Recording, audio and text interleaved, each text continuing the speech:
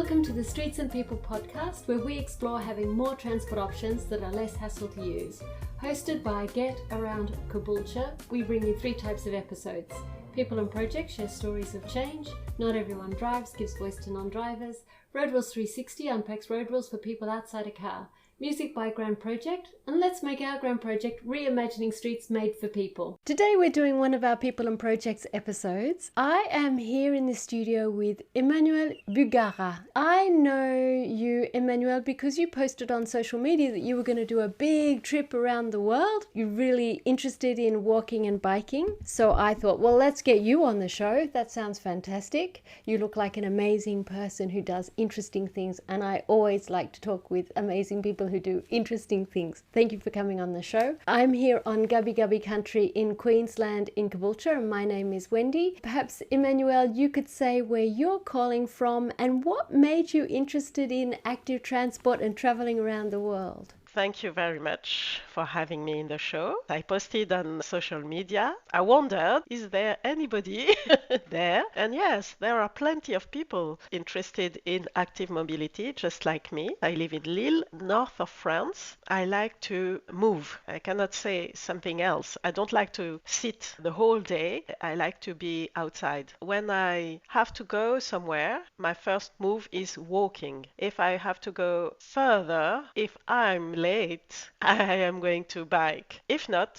I'm going to take public transportation. I don't have a car anymore. I posted on social media because I'm about to leave Lille with my partner and we are going to move around the world. One of our subjects is connecting with people doing something about active mobility. I live in a big city in France, so it's easy for me. But how is it around the world? How is it in Canada? How is it in the US? How is it in South America? How is it in Australia? Do people walk a lot to go somewhere, to get around? Is it possible? Are the distances long or short? I don't know. I'm curious. And I know that we cannot do the same thing everywhere, but maybe we have something to share, something to show. I like to share the positive impact, and maybe we can take one thing because it's easy to adapt. Paris has undergone a lot of change recently in the last 20 years. I worked in Paris. I lived in Château-Thierry, which is on the edge of the Champagne area, I would say. And in those days, it was cars, cars, cars, cars, cars. But recently, it's really changed into something quite different. Has Lille also changed as much as Paris, or is it going in that direction? It hasn't changed as much as Paris, but it's going to the same direction. Maybe not so far,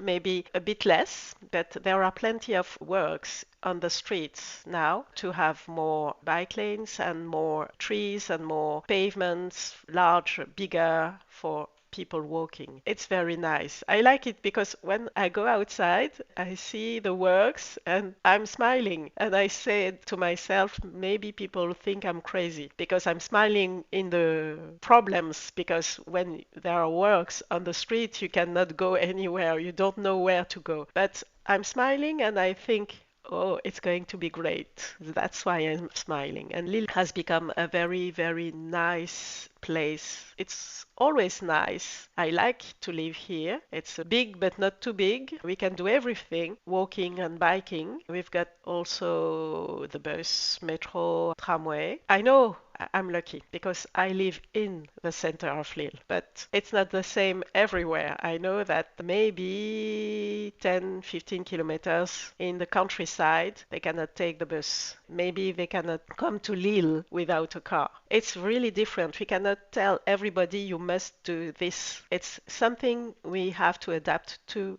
the people. Where do they live? What do they transport with them? Do they have the children with them when they want to go somewhere? What are the solutions around? Are there buses, trains, car sharing, bike lanes? Because we have bike lanes to go 15 kilometers, but it depends on which side of the metropole around Lille. We're on the outskirts of Brisbane, which is one of the capital cities in Australia on the north side, on the east coast. I became interested in more bus services and footpaths and bike paths because it was so bad in the outer suburbs compared to other places I've lived. And then I realized in doing this program and also in my own studies, the problem we have in the outer suburbs here is the same problem everywhere. It's an international problem. It's the same in France, in the Netherlands, Denmark. It's the same problem. I think if we can fix it here, we can fix it everywhere. That's my motto. So tell me about your big trip. So you're starting in Lille, and then where are you going? We go to London because from Lille, I said we are lucky. We've got the train to go to London. We can be in the center of London in 1 hour and 20 minutes. So it's really easy for us to go to London. And then we go to Wales, where we have to catch the ferry to go to Ireland. And we are going to travel in Wales by train and then ferry to Ireland. And we stay 2 weeks in Ireland. And then we go to Iceland and Canada, from Canada to the USA. And then we are going to South America. Maybe we try to reach one of the Dutch Caribbean islands because we both speak Dutch. For us, it's something to speak Dutch during our trip. Then we go to South America, think of Colombia, Peru, Bolivia, Chile. And then we go to the other side of the Pacific Ocean, New Zealand, French Polynesia, Australia, and then Indonesia, Philippines, maybe Taiwan, Japan, China, and then maybe India and Turkey and back. So it's a very long trip, and we are traveling over the sea with a plane, but we are going to try to take the bus, the train, as much as possible. We would like people to advise us how we can do this. It's a call. We are asking people, can we go by bus? Can we go by train? I would like to take Amtrak in the USA. I'm trying to pay my ticket by singing in the train, but I don't know if it's possible because we also have, with my partner, entertainment things. We make people sing. I'm not only making people walk and bike, I also make people sing, and I think it's also something that connects people together. And I'd like to make people sing in the train, in the lounge car of a restaurant, bar. It would be a great thing. I don't know if it's possible. It's one of my dreams during the trip. I know that we are going to Canada, to Gaspésie, and we exchanged with someone who said you can do carpooling. It's easy in Canada, so we are going to try this. And then I already planted some seeds to meet people around the world. So I'm going to meet someone also in Canada, Dr. Salma.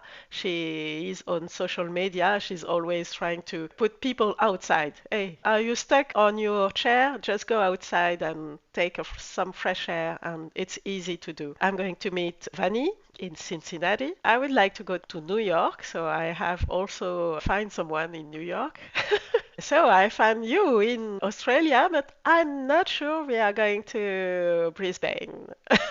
That's okay. We had Vanny Mwamba on our show, so I'll put that show into our show notes for sure. That was a beautiful interview. I love talking with him. He just walks around Cincinnati and he does it just with some friends. Yesterday, we were at the Strong Towns conference and there was a guy called Chris Arnade, and he walks a lot everywhere. Let me see if I can make a connection for you. When do you leave?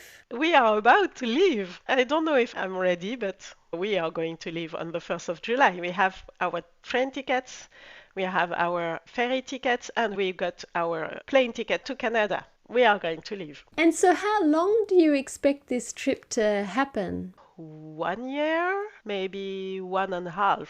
It's a long trip. We are just like young people. They finish their study and they go see the world. Maybe we are young. I did that when I was a young woman, and I started off and I was going to do this big world trip.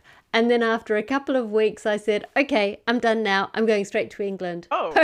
I was young and I found it very lonely because I was traveling on my own. It was good for a little while and then I just found it was too much and I needed to go. You're setting it up differently. It's different when you're an older person. You know who you are. You're traveling with your partner. What sort of work did you do during the course of your life? Did you do active and public transport as part of your work at all, or what is your background? I do it now, but I'm self-employed. When I was working, I didn't work at all in public transport.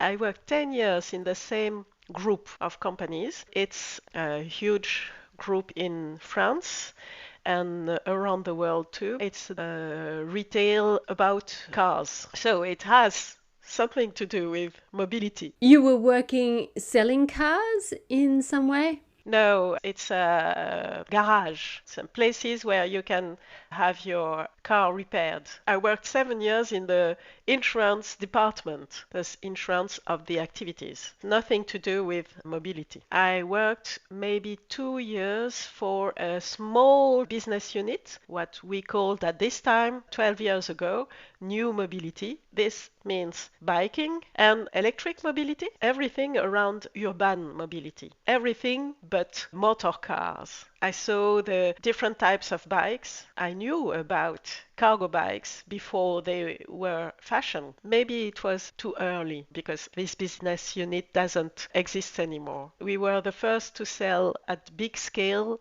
small electric cars in 2010, 2011. I cannot say I don't like electric cars, but I think we cannot have one electric car instead of one motor car. If we just change the motor, we are going to have the same amount of cars on the streets. I don't think it's a good thing. I think we have to share the cars, have less cars first, and then we can change. Maybe we can have less cars and change from motor mobility to electric mobility, but not the same amount of cars. It's too big. I also saw the bikes for disabled people with 3 wheels. I knew that was something great, but nobody is biking with a 3-wheel bike. I'm in touch with a great young woman in Lille, and she has problems with balance, so she has an electric 3-wheel. She do trips with his dog and the bike, and she promotes this type of bikes for everybody because there are plenty of people that could use this kind of bike.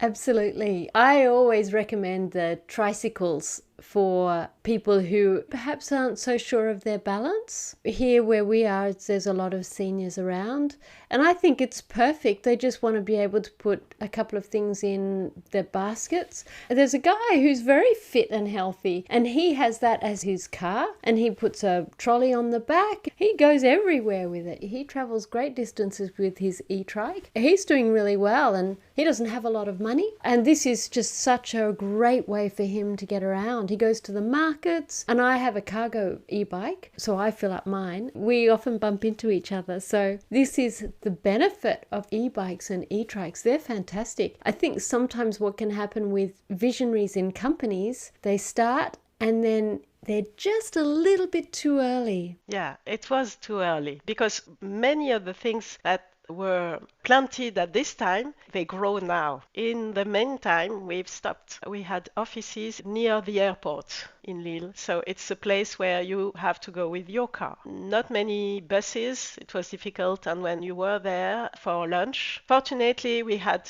a place to restaurant, but if you didn't want to eat there, you had to take your car to go somewhere else. So you were seated at your desk and then seated in your car and then seated in a restaurant and then back. I started to do something with 3 or 4 colleagues. First, we only had 3 levels in the building and we had nice scales. The French word for stairs is escalier, and so she said the word scales, but she means the word stairs. And we had nice scales with light from outside, not electric light. So I said, you can take the scale instead of taking the lift while you go down, but you can also take it when you go up.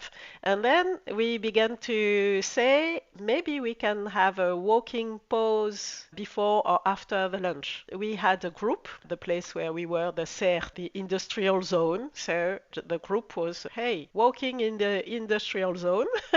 And we had a 6 kilometer walk. During the 6 kilometer, we had three around a small lake, but nobody knew at this time that there was a lake. We found it. Our walk was a nice one because of these 3 kilometers around in nature. Then we promoted this kind of thing. Plenty of people were registered in our newsletter, but we were usually 3 to 6 regular walkers. One of our business units was selling electric bike. We could at this time borrow one to try it. And then someone said we can make picnics in the lunchtime. So we had a bike break picnic. That was nice. And then we used to have bike to work day. Before the bike to work day, I said maybe we can have a how-to sheet to show the people where they are going to, what is the way from their house to the building. And someone says, oh no, it's not important. They are going to come, but very few people came with the bike. After that, I said, now that some people have done it, maybe we can keep trace on the how-to sheet. They said to me, oh no, but I kept it in mind. I've done it myself. I shared this how-to sheet because I went to see the people who already came with the bike, and I said, where do you live? What is your way? Can you show me? And I keep track on the map. And then I'm going to make the how-to sheet. If you live there, you can follow this route.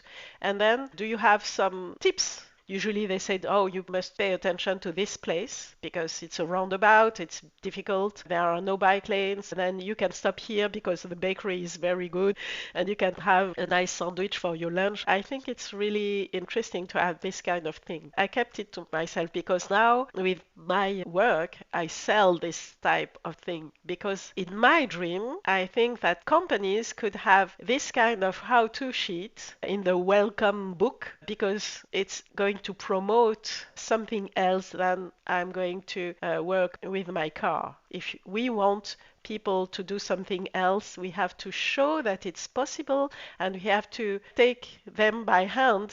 And if you show them, live there and there and there, you can do this.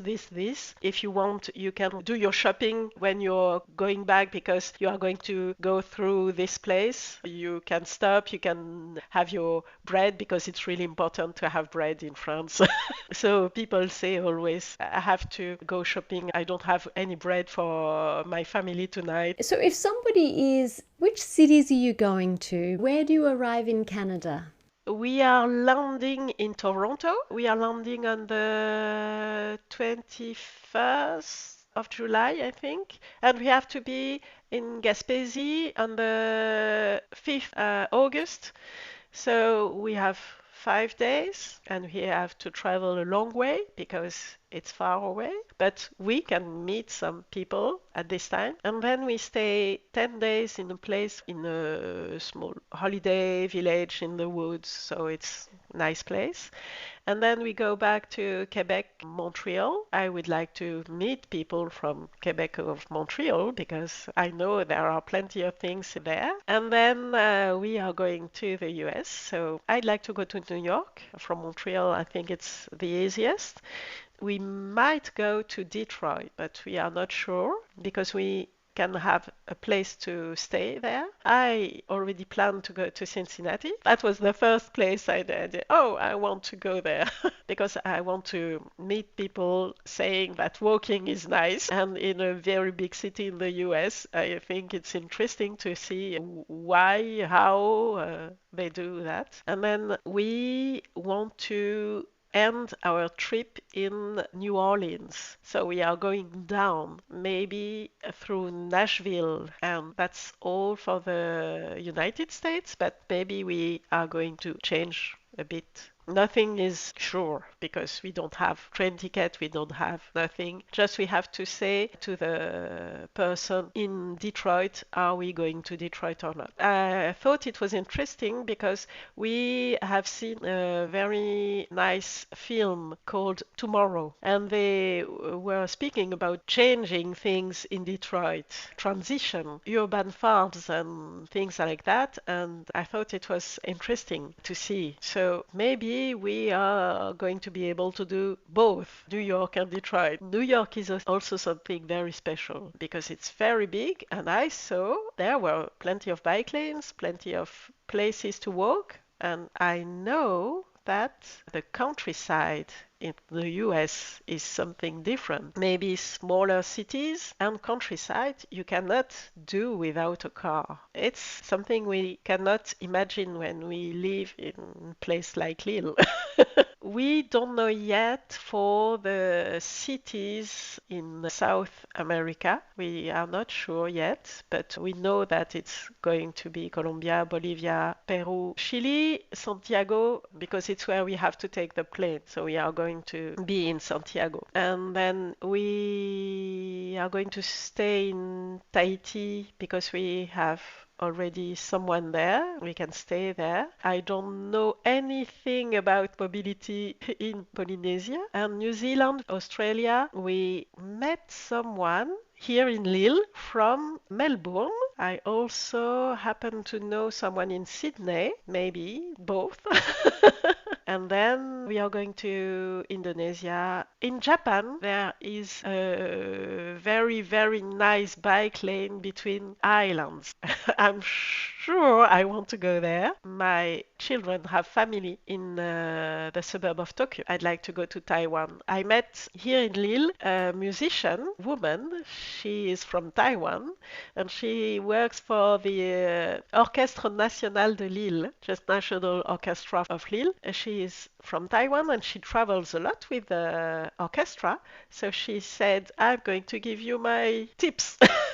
So when you walk, because I met her, I was walking, she was walking her dog, and the dog barked, and she said, don't worry, it barked, but it's a nice dog. So I stayed and began to speak with her, and so every time we speak, the dog is nicer and nicer. And then we could speak about the life, the travel, and everything. Yes, walking is interesting. It connects people. We have two ways of communicating. I will communicate on LinkedIn. I have one personal page with my name, Emmanuelle Bugara, and then the page from my company, and it's called Yellow Glasses. Yeah, what our listener doesn't know is that Emmanuelle has a pair of very yellow glasses that she is wearing on her face. Yes, so it's easy to remember if I say just to look for yellow glasses. I like to share stories. When I meet people everywhere, I see something special and I ask them, can I interview you and write something? So I'm going to communicate for active mobility. And we entertain with singing, just a guitar and voice. And it's called Babel Tour, Sing With Us. We communicate about connecting people with singing. So everybody can follow our trip. And I'm going to give you a map with places where we are going to. There are no cities everywhere, but the countries are already there, and we are going to communicate, hey, we are going to this place. We should do a show at the other end when you've finished and you go, okay, so how was it and where did you go and what happened on the big adventure? So that would be really a lot of fun. I looked on your social media and it looks like you go out and you talk to people here and there who are doing fun things on their bicycle. One who has a bicycle eatery thing, and then somebody else who's got some other thing on their bicycle.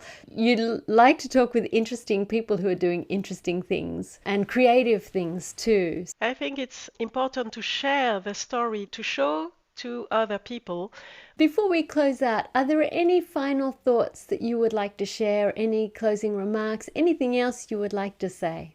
So, biking and walking is not for everybody. It depends on our problems but we can maybe do something special. If we can change for one type of travel, if you want to get around to go shopping, maybe sometimes we can forget our car, do it by bike, walking, or with the public transport. Once in a while, it's already something. And if we already do this, we maybe can share the experience. We can talk about our experience, but not talking about what's wrong with the experience, just talking about the pleasure. That's what I saw with my interview with the yellow glasses, because everybody told me, wow, I have pleasure to walk to work. I have pleasure to bike to work. I have pleasure to take the train. And where is my pleasure? I can read, I can do sport, I can see the surrounding, everything. It's personal. But if we share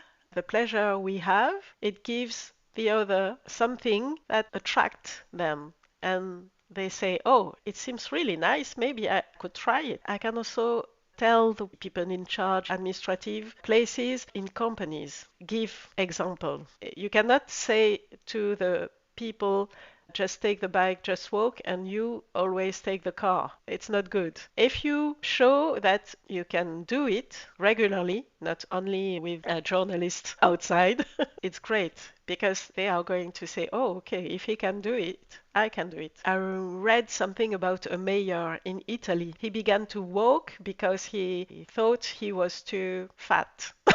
So he said, oh, I'm going to walk. And he began to walk. And then some people began to walk with him. And then plenty of people were working with him. And he could not only make the people of this small city walking, but also they could talk together. And it's also a nice way to have something done, to have contact with your folks if you are a mayor. In a small city, of course, because big cities it's more difficult. And I also saw here in Lille the mayor of La Madeleine, and he's responsible for active mobility in the metropole. And I saw him on a bike, but there were no journalists. So I said, okay, he can do it. I can see him. He can go by bike from his place in La Madeleine. So I found it really interesting, because if you can see your mayor on a bike, you can say, oh, maybe I can do it. Absolutely. And that's what leadership is. When there is leadership, it really makes a big difference. All right, well, we're out of time, but thank you so much, Emmanuelle. It's been great fun hearing about your story. I'm very jealous, of course. I'll see what I can do to connect you with some people who can show you around. Yeah, that's been fun to have you on the show. Thank you very much. Thank you very much. It was really great for me too. And I'm looking forward to talk to you again at the end of my travel. I look forward to it too. Thank you for listening to the Streets and People podcast. If you enjoyed this episode, share it with someone who'd find it helpful. Your small action could make a big difference. We're on all the usual podcasting platforms, so don't miss a single story. To find out what else we do, check out getaroundcaboolture.au. Until next time, remember, there's more than one way to get where you're going. Keep moving, keep listening, and keep imagining streets made for people.